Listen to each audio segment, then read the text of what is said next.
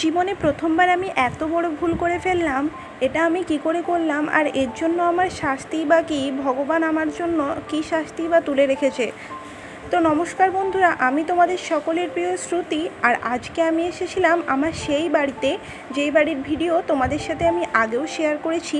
আর বাড়িতে এসে দেখো 1 মাস বন্ধ ছিল, তো কি অবস্থা করেছে ইঁদুরে। আমার পুরো নতুন কম্বল আসনটা এইভাবে তছনছ করে দিয়েছে। আরও কি কি ক্ষতি করেছে তোমাদের সাথে আস্তে আস্তে শেয়ার করছি।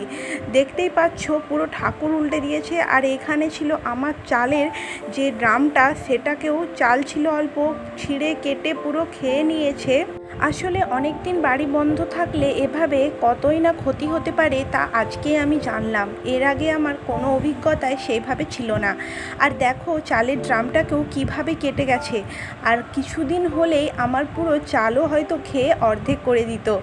গণেশজির যে বাহন এত সুন্দর করে এত কিছু প্রতিভা দেখাতে পারে, সেটা আমার জীবনের সাথে না ঘটলে হয়তো আমি কখনোই বুঝতেই পারতাম না।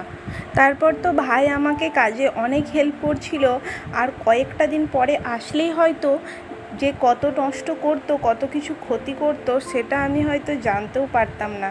তারপর মা আর আমি আর ভাই মিলেই এসেছিলাম এই বাড়িতে। চলো এখন চটপট করে বেডটা রেডি করে নিই।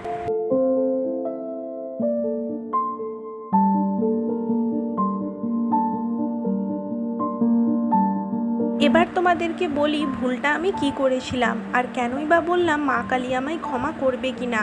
জানো তো বন্ধুরা, যেই তুলসী গাছটা মা এখন লাগাচ্ছে, এই তুলসী গাছটা কিন্তু আগেরটা আমার মারা গেছে, পুরো শুকিয়ে গেছিলো। তাই জন্যই মা, আমি তো 1 মাস আসতে পারিনি, আরও 1-1.5 মাস হয়ে গেল। তার জন্যই মা বললো, দেখ শুকিয়ে যাওয়া তুলসী গাছ তো রাখতে নেই। তার জন্য নিচ থেকে এনে একটা তুলসী গাছ মা লাগিয়েছিল টবের মধ্যে, আর মা মাটিটা খুঁড়ে দিয়েছিল।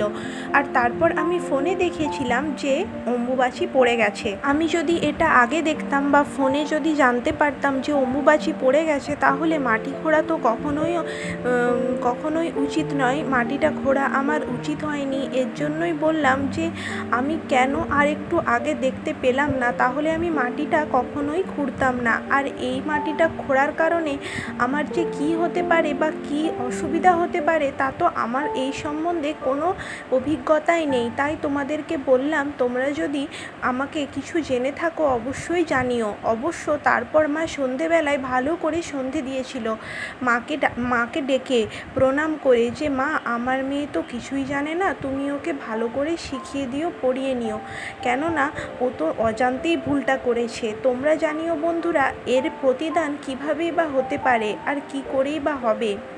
আমি তার পরের দিন ভালো করে মাকে প্রণাম জানিয়ে ভালো করে ধূপ ধুনো দিয়ে মায়ের আরাধনা করেছি। আর মাকে বলেছিলাম, মা অজান্তেই তোমার সন্তান ভুল করে ফেলেছে, তুমি তার জন্য কী শাস্তি দেবার অবশ্যই দিও। আর আমাকে আগের থেকে সব কিছু শিখিয়ে পড়িয়ে নিও।